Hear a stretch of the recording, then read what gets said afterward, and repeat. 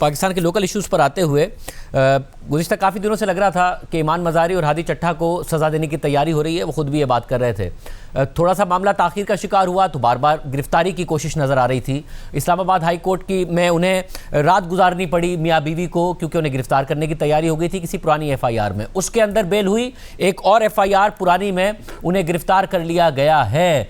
क्या गिरफ्तार करना ही मकसद था कि हर हाल में इन दोनों को गिरफ्तार करना है, जो मकसद आज पूरा हो गया?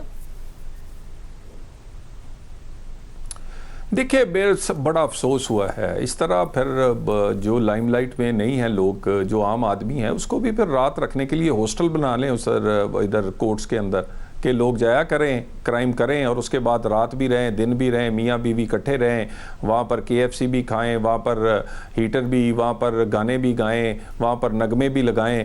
मेरा ख्याल है ये कोई अच्छी रवायत नहीं है। और दूसरी बात, मैं आपके सामने उनकी उसूली तौर पर आपको उसूली तौर पर आपको ये कहना चाहिए, और ज़ाहिर है आपके पास इख्तियार है कि जो कुछ नहीं होना चाहिए वो किसी के साथ भी नहीं होना चाहिए, या आप ये कह रहे हैं आम आदमी, गरीब आदमी के साथ जो होता है वही ईमान मज़ारी और हादी चट्टा के साथ भी होना चाहिए, जो गलत उनके साथ होता है वो गलत होता है, और जो कि हो गया इवेंचुअली। उन्होंने अगर गिरफ्तारी से बचने के लिए अदालत, जो कि एक छुपी हुई FIRs में गिरफ्तार करा था, अगर कुछ कर दिया तो वो नहीं होना चाहिए था।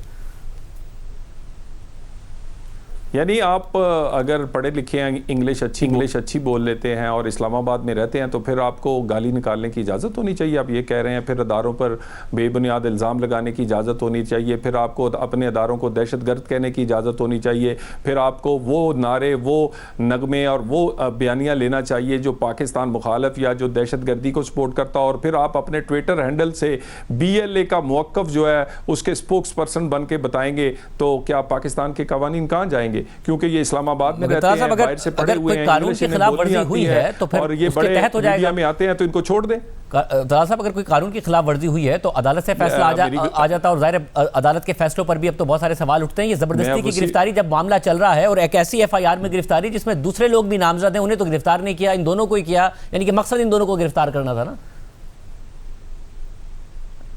ये बड़े प्रिविलेज लोग हैं। इतनी रिलीफ कभी किसी को मिला? कभी किसी जेल में क्या प्रिविलेज है कि रात भी रहें, सुबह जमानत भी लेकर? मेरी एक बार गुजारिश सुने। अदालत की हुक्मदुली ये कर रहे हैं, 3 दफ़ा इन्हें हक़ दफ़ा दिया गया है। किस पे?